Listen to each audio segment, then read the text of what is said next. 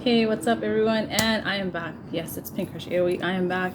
Yes, and I'm feeling tired, but I'm feeling okay enough to come on and talk to you guys. Okay, so there are so many, like, I don't know what the hell is going on. Like, just a little while ago, I was watching my thread, right? I was, scrolling through because I can actually scroll through on Sundays and make comments.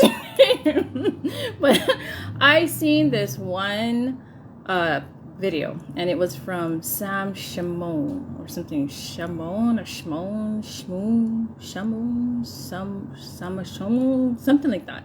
So he is a converted Christian. So he converted from Muslim to Christianity. And most of his content, I watch it and I'm like, great on, Sam.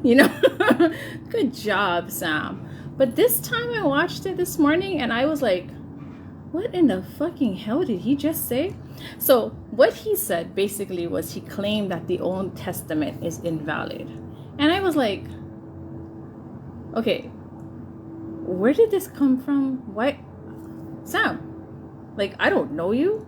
Of course you don't know me, but I gotta challenge you on that. I really do. I have to, and I would like to challenge you on that. Like, I wanna challenge you on that comment, because for the Old Testament to be invalid, it means that the Torah and the Tanakh and everything that we who practice Judaism follow is invalid. So if the Old Testament is invalid, then the New Testament cannot be. And that's why, I really have to challenge you on that. And I would like to debate you or challenge you on that. It's an invitation. I normally don't do it. I normally don't, because I don't really care about, the small little opinions about this and that and how I feel. But in this case, you're making a very bold statement.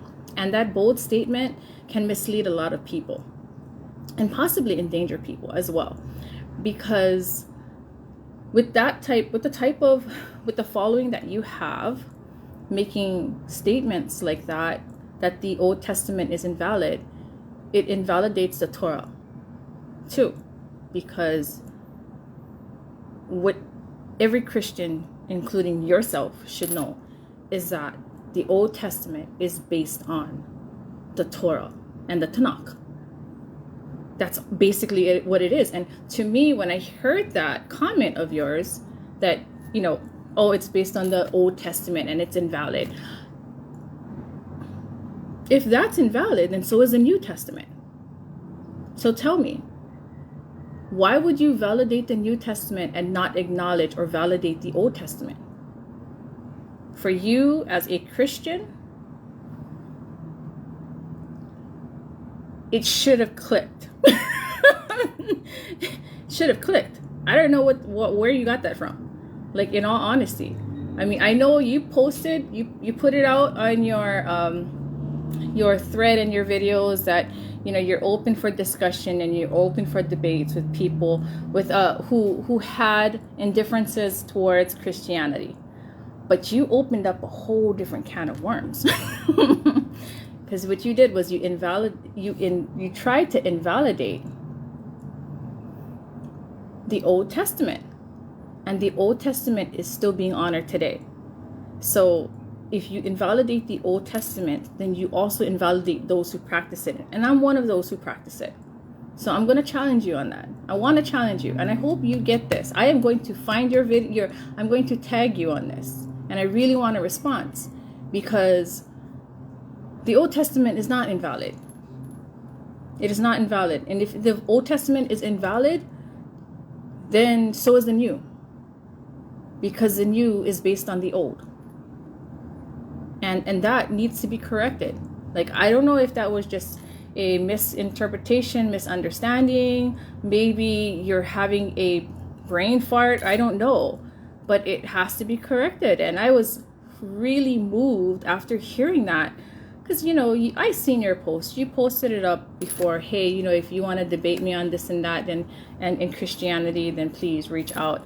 I heard some of your content, and there are certain things that I'm like, no, I just don't agree with that. But I mean, for the whole part, yeah, sure, yeah, okay. And you're supporting Christianity. You're on your way to conversion. You converted, which I really I commend you for that. It's not easy. I know. I heard it's not easy converting from Islam to Christianity or anything at that fact. I have people I know, friends I know who converted, and it's very sad to hear their story, and they try to stay so cheerful. Like when they're telling me it, I'm like, I just want to hug you. Come here, let me hug you. That's hard. That's hard. You lose your family, you lose your family, you lose your friends, you lose part of your identity when you walk away from that religion, and you could potentially lose your life. That religion, there's a lot of possibilities of losing your life in that religion. So for me, I acknowledge and I commend you for leaving and converting over to Christianity. However, I have to make that correction that the Old Testament is not invalid. And there is a chosen people. Okay? And they're called the firstborn. They're chosen to be the firstborn. Okay? And without the firstborn, then it couldn't have been extended to everyone else. Okay? So I am not going to knock down the fact that the New Testament, well, I can't, because I understand the New Testament and in a depth that maybe you have reached, but I also understand the value and the importance of the Old Testament in which I practice. So for you to invalidate the Old Testament, for you to invalidate the Torah and the Tanakh, you're invalidating something that I'm living. And not just me, every other Jewish person in this world is living. So I will not allow you to invalidate that. I'm not gonna let you slide on that. Bro, I heard some of your comebacks, and some of the verses that you used, you misread it. And I didn't say jack, because I was like, nah, the message is clear. I understand the message. But this one right here, invalidating the Old Testament, I'm not going to let you slide on that, bro. No, not at all. Because it's not invalid. For you to say that, you are opening a whole different can of worms. And we're going to go there. We're going to go there. If you accept this, we're going to go there. We're going to go there because, I just can't fathom how you can invalidate the Old Testament but yet validate the New Testament when they're connected. And how is it that you're not acknowledging the firstborn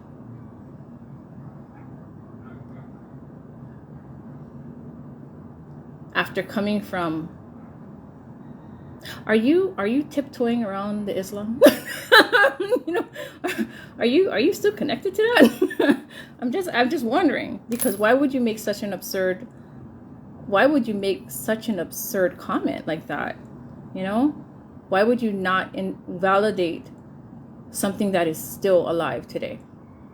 It's just like saying you cannot have the Son without the Father. And the history of the Old Testament is real. It's proven. So how can you invalidate the Old Testament when it's already proven to be true? Not just by history, not just by artifacts, not by archaeologists, not by historians, but by the people living it. So no, bro, I'm not gonna. I know there are most of those who practice Judaism, most of the Jewish people, they'll listen to you and be like, but remember, I'm also a convert, so I still have a bit of fire in me. And I'm not gonna let that slide, bro. You can't be telling people and invalidating the Old Testament when it is still alive, still being practiced, and it is already proven to be true. Without the Old Testament, there is no new. You cannot erase the Father and have the Son. It doesn't work like that. In what culture or just life period will a person have the Son before and no Father? Will a person have a son with no father? Even if you say in vitro, she has a son, the son doesn't have a father. No, he does. They just don't know him. Yeshua, he had a father. He lucked out. He got two. He had Joseph and he had Father God. So for you to say that the Old Testament is invalid, you're wrong. You're 100% wrong. Either that, or maybe you should clarify what you meant. You know, I see a lot of people directly and indirectly attacking the Jewish people. And that right there, I would look at that as an attack of anti-Semitism, not an attack of Semitism, because obviously, you know, you are of Middle Eastern descent. So, but it seems like, maybe I just want to clarify this. Are you also attacking the Jewish people indirectly by saying that there is no chosen people? Are you attacking the Jewish people indirectly by saying there is no you don't name them or know them as firstborn? And if you don't, well, do you? Or you just see them as chosen people? You kind of go hand in hand. But that statement, please clarify yourself, or let's have a discussion about why you feel that way. It's a friendly discussion, you know. We don't have to get into it, but I match energies, Sam. Let's just get that established. And so if that's not, like, I think the whole thread was getting on my nerves this morning. We have the Candace Owens thing. Candace. I don't know if she, you know, when she first came out, I was like, yeah, when she was on Daily Wire, I was like, oh, she's got spice. She's a bit saucy. All right, cool. But after she left the Daily Wire, it honestly seemed like she had this vendetta against anyone who was Jewish, Judaism, Jews. And I'm like, sis, you came from the Daily Wire. Like, I thought you were all pro-Jewish. I recall you in a hearing, and they were, you know, they're really drilling you, honestly. And you took it really well, but they were accusing you of being an anti-Semite and making anti-Semitic remarks. And I know you came back with a bite. You said, hey, look, I work for, my boss is Jewish, you know? I think it was PragerU. What changed all that? After you left the Daily Wire, it was like you were on a Jewish vendetta. I mean, even still now. I think the one thing that really caught my ears, because normally, like, I watch your stuff and yeah, you go on a tangent about, you know, you seem like you go on a tangent about Jewish people. Jewish people with money. But this time you went kind of far with your Judaism remark. Judaism is a pedophile centric, wait, let me look for it. Judaism is a pedophile-centric religion that believes in child sacrifice. Sis, I practice Judaism. I am one of the biggest advocates for children. I practice Judaism. Like, what in the hell are you talking about? I am an advocate in protecting children. Like, I started an NPO to protect kids. So when you make these types of remarks and you generalize every person in that manner who practices that religion, like, don't expect not to have, people getting upset with you. I mean, unless that's what you're doing. I mean, if you're trying to stay relevant, okay, I kind of get it, but you're going to be stepping on a lot of people's toes in the wrong way, because this ain't true. Do you understand the situation that you're putting yourself in? Making remarks like that, Judaism is a pedophile-centric religion that believes in child sacrifice. What in the hell are you talking about? Like, okay, let me clear this shit, because I know people are probably watching your damn shit and listening to you, and I hope some of them swing your this way. Judaism. If you open that Old Testament and you read Leviticus and Deuteronomy and Exodus, you are reading the life of a person who practices Judaism. You see everything that you guys are not doing today, because you said when Yeshua was born, he eliminated, the diet, and he eliminated all the old rules, and that he never said that. He never said he came to change anything. He said he came to complete it, not to change and add or subtract. He said to complete. So, I'm going to talk to you Christian talk, okay, before I get into the Judaism talk. He did not change the diet, okay? And for all of you who think, oh no, Peter said in a dream that, God was there and he said you can eat any of these animals. Okay. It was deeper than that. That was purely metaphorical. It was God speaking to him in a way that was metaphoric. He was about to be invited to a Roman's home.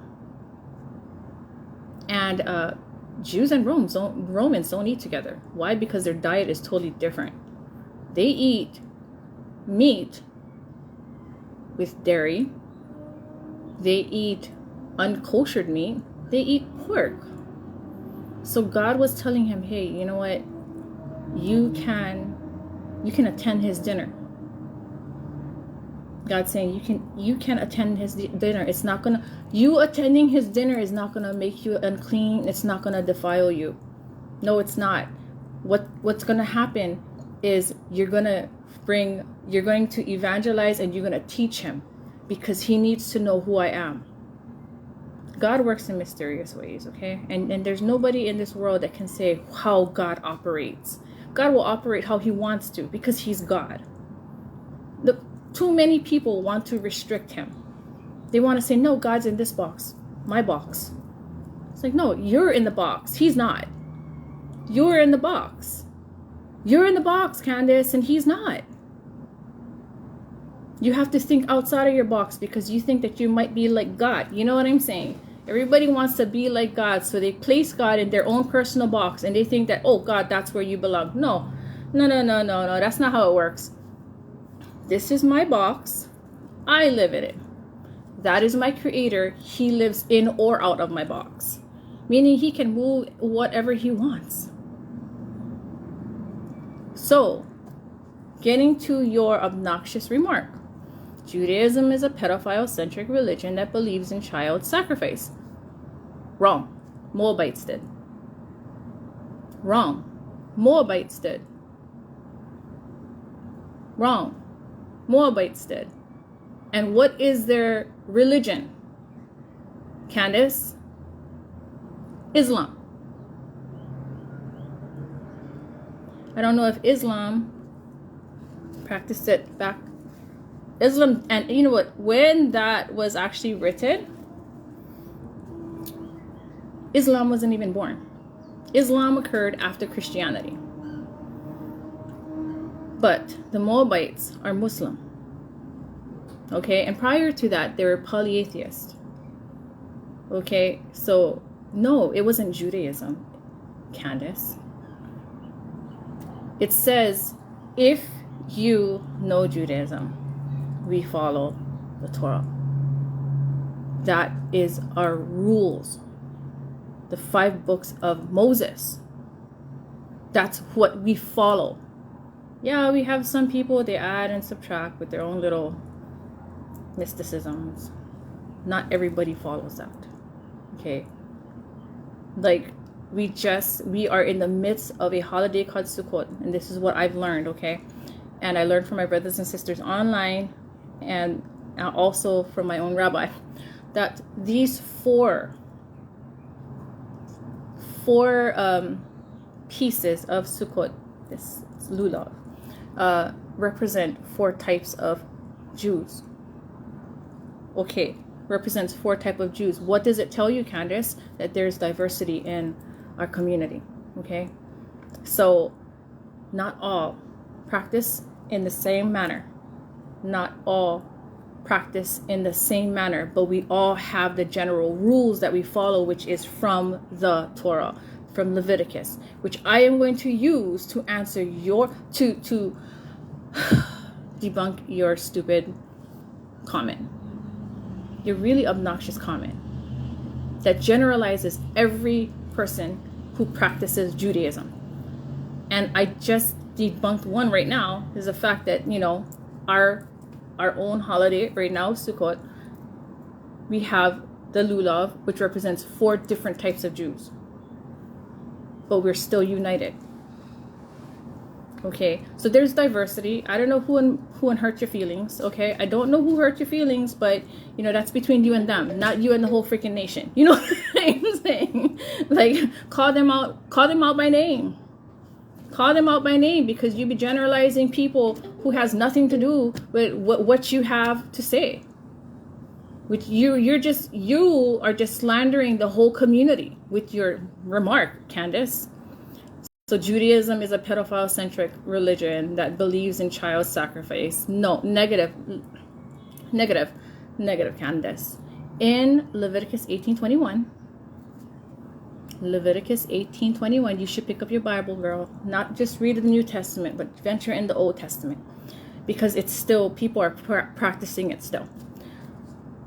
In Leviticus 18:21, it says, do not give any of your children to be sacrificed to whatever deity or whatever thing that you were talking about. For you must, I'm not going to say the name of it. The reason why is because I don't want to defile this mount. The only name of that I will speak is the name of God. I swear, but that name right there is 10 times worse than a swear word.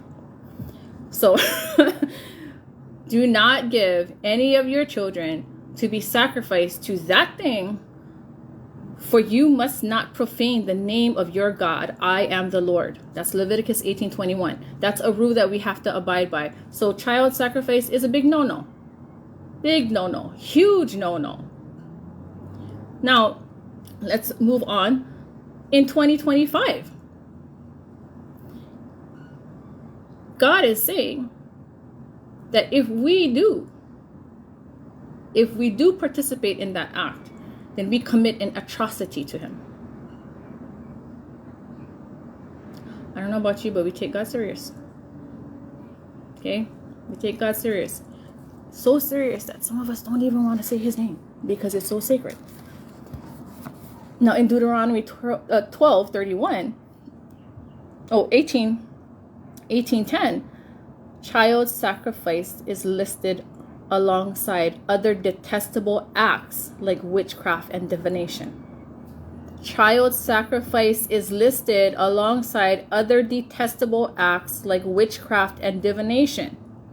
I am not saying that there was not someone in history that actually did it and he paid the price. His kingdom fell. pagan sacrifice or pagan practice is associated not with Judaism, but with other practices from other pagan beliefs. Okay, and that's why in the Torah it says also in the Torah. I know for those of you who are Christians out there, you read it in the New Testament. It says to yoke yourself, to be equally yoked with your partner. But did you know that it also said the same in Deuteronomy? To yoke yourself with someone who is of equal to you in religion and belief. Sometimes, not sometimes, and it is, and you can see it. You can see examples all over the world that people will marry someone out of their religion, out of their culture. And what happens most times when that happens? When they marry out of their culture, what happens? Someone's going to win. Someone's going to dominate in that area. Someone's going to be influenced, and someone is going to be the influencer. And so, maybe there were someone who used to practice that dabbled in that type of witchcraft. Or maybe you're just making up shit because you just have a vendetta against Jewish people. And you don't understand that the Jewish people or whoever the heck you're upset with, it has nothing to do with everyone else. With the religion itself. So, do everybody one favor. You got an issue with them? Call them out by name. Call them out by name. Call them out by name. Say their name. Don't attack the religion because you're attacking everyone else who practices it. And you know nothing about it. You know what you want to know, and you say what you want to say, and you slander people's names that you don't know. Hi, you're currently being recorded. I forgot to turn that off. But you're slandering people's names that you don't know. You're slandering people that you don't know and can be and can be really nice people. What my dad always told me? My dad always told me, be nice to everybody. Be nice to everybody. Keep your opinions to yourself, but keep your opinions in your circle. My dad would always tell me that. Did I listen when I was younger? No. No. Got me in a lot of trouble. Do I listen now? Yeah. Yes, I'd be nice to everybody. I'd be nice to everybody until they come up with obnoxious remarks like that. And then I'm like, we gotta correct that. We gotta correct that. Oh my goodness. Where the hell did you get that from? So we all pagan, right?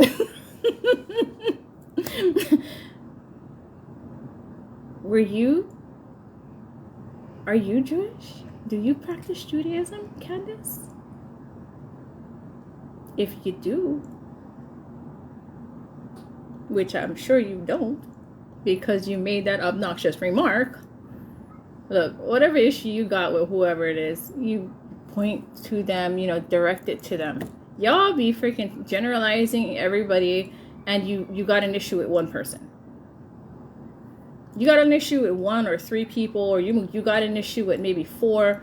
But in this case, with that type of generalized remarks, you got an issue with the whole freaking community, Is that what you're looking for?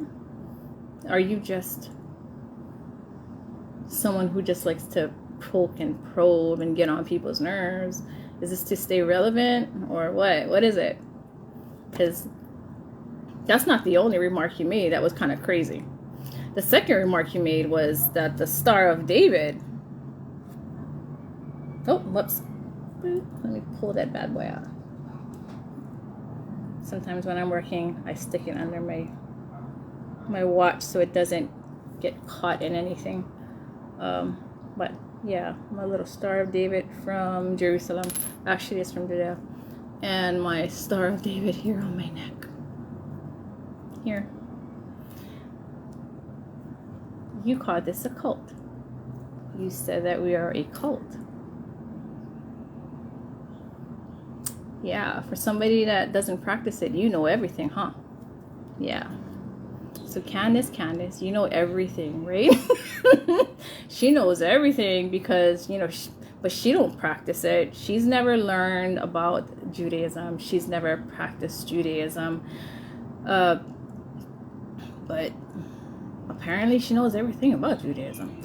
Like I said, Candace, earlier, not everybody, not all Jews are the same. Maybe you came across one that may be a sorcerer or some shit like that. I don't know. I don't know. I don't know the people that you know. But maybe you're not dealing with somebody like, maybe that's, I don't know what religion you're talking about. But let us take a good look at this. Okay. So I'm not going to explain to you in detail about this. If you want to learn, go and talk to a rabbi. But what I'm going to do is I'm going to show you this. Okay? So here. No, I don't have any makeup on or any people. Look, it's not makeup. That's my actual face. So let's count the points. 1, 2, 3, 4, 5, and 6. You have 6 points. 6 points. Yes, it's 2 triangles. The one that you're talking about, Candace, the cult star, has 5. Judaism has 6. Not associated with the beast name now. It has 6. The story behind the 2 triangles is a beautiful story. And I'm not going to give that to you for free. You're going to work for that story. You go and talk to a rabbi and you learn. So the story behind this here is a very beautiful story when you find out what it really means. This Star of David has 6 points. The cult star that Candace is talking about has 5. And I'm pretty sure she's talking about the satanic star, right? That star has 5. 5. This one has 6. And the story behind it will blow your mind. Maybe not yours, because you look like you're fixated on just hating us. But what I will share with you guys is my own personal experience with the Star of David. So, a lot of you guys should know, that I was a Christian Deliverance ministry. My name is up on Isaiah Saldivar's map. Isaiah, you might have to take it down. But, yeah. I got into deliverance ministry, but it's something that's been happening in my life since I was a young girl. Things that, there was things that would happen that would occur, which I'm not going to get into detail with you guys because it's not about that right now. That I was doing deliverance before I actually figured out what it was. So, but when I became a deliverance minister, what I would use is a pendant. I was Catholic at the time, and so I would use the Saint Benedict. And the Saint Benedict was considered a deliverance saint. I don't use it. When I converted over, as I was converting over to Judaism, I began to use the Star of David. Now, prior to that, when I would use the Saint Benedict, it really, they say it's supposed to protect you.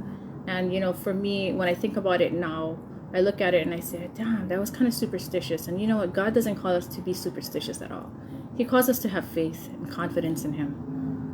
But when I learned about the Star of David, because someone brought that same stupid argument up online, and we had a long discussion. We argued about it. We debated. But we debated with each other in a very, we weren't back and forth. We weren't yelling and calling each other names. We actually had a very educated academic debate. And we brought facts. And Sam, if you do take up that offer, then that's basically what it's going to be. We're going to go based on facts, facts, credible information and research. So the Star of David, I'll share this with you guys, that the Star of David was actually part of Deliverance. Yeah. So the Star of David wards off evil. Yeah. And I can testify to it. When I would use the Saint Benedict and I would do deliverances with people, online and offline, some of them, I'll say this, a good majority of you guys that seek deliverance, you guys, it's not what you think. It's you. You're the problem. You have to choose God.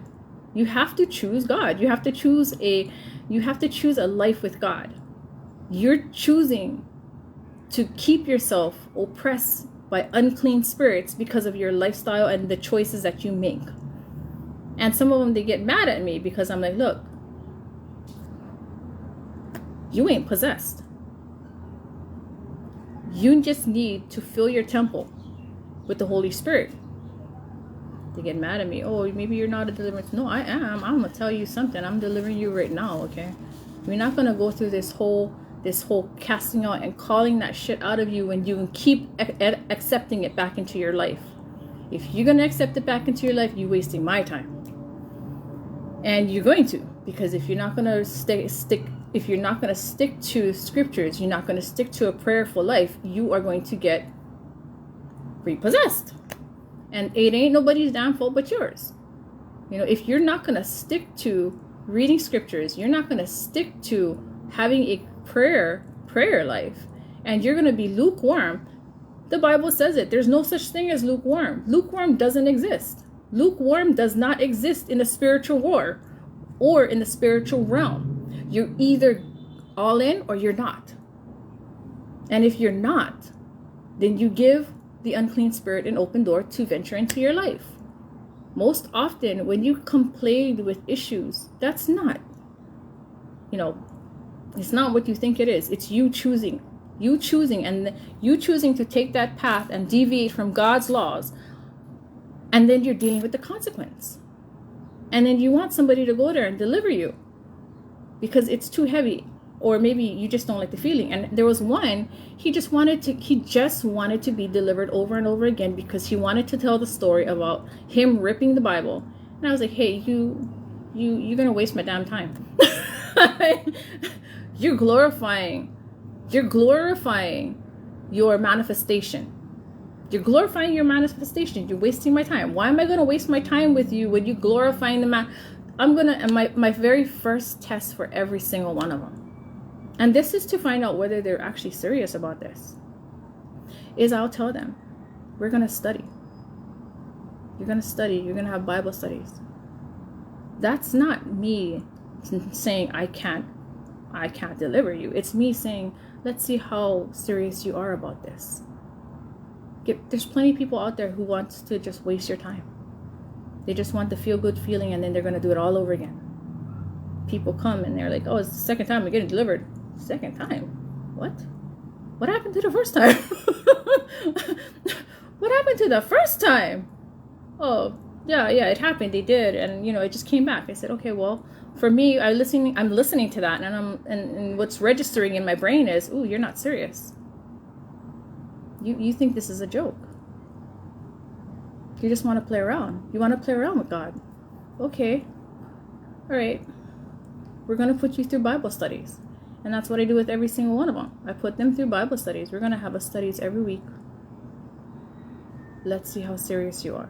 You remember when I said last week, if you really want to and you desire a relationship with God, you have to be teachable. But you also have to be humble.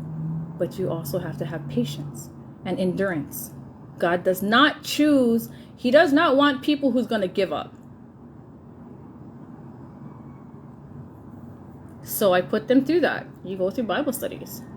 Now, I'm stepping out of the deliverance minister role because I'm going through Bible studies. A different one. I'm going through a transition of understanding. Well, actually, an understanding that I'm living, not so much it's an understanding, an acceptance of understanding. It's not that I didn't understand. It's not that I don't understand. I understand. It's just, it's a transition of lifestyle.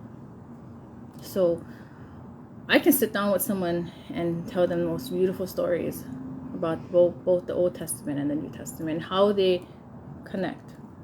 I can tell you about the deficiencies in the New Testament and how the Old Testament and the New Testament connect, and how there are gaps in the New Testament, and I can show you exactly where there are. But this is my time. This is my time to embrace God in a different way. So for me to step back and go back into it's not going to be fundamental for me at this point. But the Star of David, getting back to the Star of David, as a deliverance minister, I would use a Saint Benedict. And when I would work with these people who were being oppressed, or even some of them, they're sick, and you lay hands and then they feel this uplifting of the spirit and the heaviness come off of them. There is something that does happen sometimes to the minister themselves. And I would have to deal with some of that repercussions. Because if you remember, when people themselves, okay, people who are doing evil things, when you ruin their plan, the person that ruins their plan, they're going to come at you. I ruined a lot of plans for certain unclean spirits. And I did have an effect. Sometimes at night, my chest would get pushed down and I can't breathe. And the only thing that would save me at that point is God. I would call out to my God, and immediately a vision comes and everything just lifts off. But the thing about that is it would happen, and that's the part that would take me back, because I'd be like, Lord, why? Like, it's just retaliation. So I would use that Saint Benedict, and it never worked. It never worked. I use it almost 2-3 years straight. The darn thing kept falling off. Like, it would fall off. It would fall off of my chain. It would this chain right here, it would fall off of my chain, and I would have to figure out a way to put it back, but not thinking, maybe that's just a superstition, it's not working. Idolatry. I'm not worshiping the Star of David. The Star of David is a symbol that has meaning to it. It's a symbol of a nation, but it is also a symbol of deliverance. The deliverance that was used to win battles and wars against those who had, who actually were possessed with demonic unclean spirits that came up against Israel. The moment that I put this on, the Star of David, Candace, none of that happened. And I still conducted deliverance. Not once.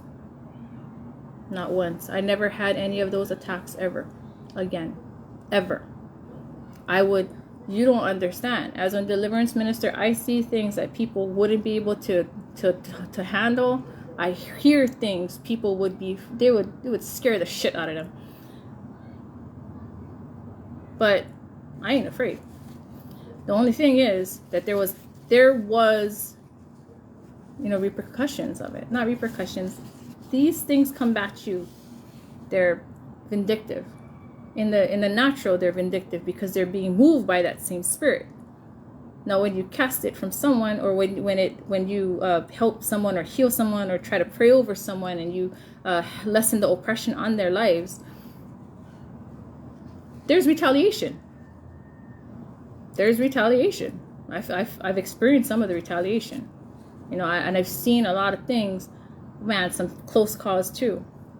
But God is a strong God. He is a good God. If you abide by his laws and if you live by his ways and your life is innocent, and you have to live by his laws. They're real. He's real. He will protect you. So I would have, some of these little oppressions happen to me at night, and it doesn't scare me because it's very, very, very short. I wouldn't say it doesn't, but it okay. It did jerk my nerves. Kind of jerked my nerves, especially when there was a point where I kind of strayed off, not too far. I wouldn't do anything bad, but just the little things do happen. It counts. And the moment that I put the Star of David on me, I've never had it again. Not even one attack. And I still prayed over people. Like, I think the most recent one was not the couple that, yeah, I did that too, yeah. But I didn't get anything. I didn't get no retaliation. I had my Star of David on me. Yeah, so a couple...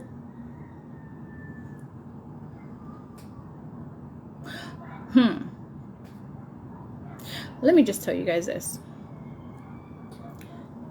If you are in an explorative situation where you encounter any kind of spiritual interaction, and that thing asks you to use you, say no. Say no. You say no, because you know what, sometimes even the deliverance ministers can only do so much for you. After that, you're gonna have to dedicate your life to God, but there was a recent situation where it was one person who was sick and another person who made a very bad choice. And both had, they had help in a certain way. They had help. And I don't want to blow myself in any way, because all glory belongs to God. Nobody can move. I can't move. No one in this world can move without God's blessings and God's approval. Okay, so nothing that anyone does in this world is by them alone. It's by God. God does it all. Okay, God does it. The Son does it. The Holy Spirit does it and helps. Okay, God does it. His Word does it. The Holy Spirit helps. Okay, so no one can move without God. No one. So praying over that woman, and she about to black out, all of a sudden all of those things lift off of her, and she came back. She didn't pass out. And like she felt better. Like she was in church, actually. She was in church, and I was looking over at her, and I seen something was wrong with her. And my daughter was like, "Mom, she doesn't look too good." And I think I shared the story with you guys before. And I went over and I prayed over her to bring her to lift the oppression, whatever was on her. And it did. She said it. I didn't say it. She did. She said she was about to black out. And after I laid hands on her, then it's like the darkness opened up, and she could start seeing, in the front of her, she saw the church again, and everything that was, everyone and everything that was in front of her. That it was like this little hole, she said, and then it just expanded, and she could see everyone. And she got better. Normally, those things like that, those things do occur. I experienced some type of retaliation after, I get sick. But in that case, no, I didn't. I had the Star of David on me, and that helped me, including this recent one. And this recent one is my last. This recent one is my last one. I'm not, because I'm focused on my journey. Maybe along the way, you know, I don't know, but my journey towards my lifestyle. So, for you to make that comment about the Star of David, to attack Judaism. Look, I'm not idolizing Judaism, but I am standing up for my God. I'm not going to let you lie about my God and our people. You need to stop it. You really do. Star of David, it's not what she's saying. It's not a cult star. The cult star that she's talking about, because she hasn't done her research, is the satanic star, which is different. It's a 5. There's 5 points. It's not the Star of David. The Star of David would trump that 5 points. Sis, the Star of David is a deliverance star. It is an emblem given to him by an archangel. You don't know because you never dug into it. Maybe you should try it. Like, grab the star and just put it on you. I'll send you one. Yeah, just try it. You put it on. You might feel better. You might start feeling a little bit different about Jewish people. So, you just put it on you. Put it on your heart. Girl, I don't know where you're getting your information, but it is wrong. It is so wrong. It is so wrong. And I hope that your heart changes, you know. I hope your heart changes. I hope, you know, like, whoever hurt you, you can learn how to forgive or no. If they don't, maybe whoever hurt you, just, you know, confront them in a nice way. Say, yeah, I'm not happy with what you did or what you said. Or maybe you put them on blast online. I don't know, you know. You better go and check with a lawyer before you do that. I'm going to give you good advice. Go check with a lawyer. Okay? My advice is for you to, you know, call them out. Call them out by name. Yeah, call them out by name. Hey, you. Not all you Judaism and all you Jewish people and all the Star of David. Girl, it looks like you're attacking us. Are you fucking Muslim? And even the Muslims, some of them, they're not going to be that extreme. You know, we have the jihadi. Are you jihadi? Shit, sis, you gotta relax. But yeah, you know. So my advice for you, okay, is 1, call them out by name. Tell them what you're mad at. And then, but before you do that, go consult. Go get an attorney, a good one. I got names of attorneys, girl. You need. I'll help you. And they're all good. So, you know, go call up an attorney and ask them, hey, do you think doing this online would be a good idea?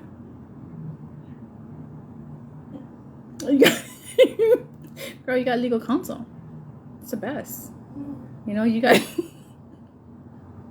legal counsel is the best if you know how to use it. So yeah, and if he says no, that may not be. Or if he says yes, then follow his instructions. So, okay. But generalizing everyone, oh my gosh, you asking for problems. You're asking for a talking to. Man, and that too, you might end up have to, you know, you keep on making up stories, you might end up having to see a lawyer still too. So, you know, the best advice for you is, you know, either 1, confront them online, get them on the show with you. But make sure you call an attorney and ask the attorney, hire a good attorney, and then, you know, ask him all the questions you need to ask and then confront them. Because you're generalizing a whole fucking group of people. So, I mean, you can either take the advice or leave it, but either which way, you're still going to get your ass in trouble. Okay? So take this as a kindness, doing something kind. And Sam, I can't wait for the response. I really can't. Yeah. And this is with love. This is all with love. I'm giving you this with love, both you and Candace. It is with love. All right. So, yeah, that's my spiel for today. I hope to hear from Sam soon, and Candace, not so much. No, no, like Candace, that was just free advice, you know. But yeah, it's gonna be another long week. Can we all get through it? Yes, we can. Oh, prayers to, I think, the East Coast. I don't know if what I'm seeing is current or not, but if it is, and the tide and the waves, you know, good luck out there. You know, keeping you all in my prayers. And another thing is a joyful thing. And I'm not going to get my hopes up too high. Okay, I'm not getting my hopes up too high with this one. Is that the hostages will finally be free. I'm going to save this for tomorrow. You know why? Because it's never good to have a pre-celebration, especially when you're working with people who will and has, you know, gone back on their word. So I'm going to save the celebration for tomorrow when we see the 20 hostages that are alive, and when we see the rest of the fam jam back in Israel. And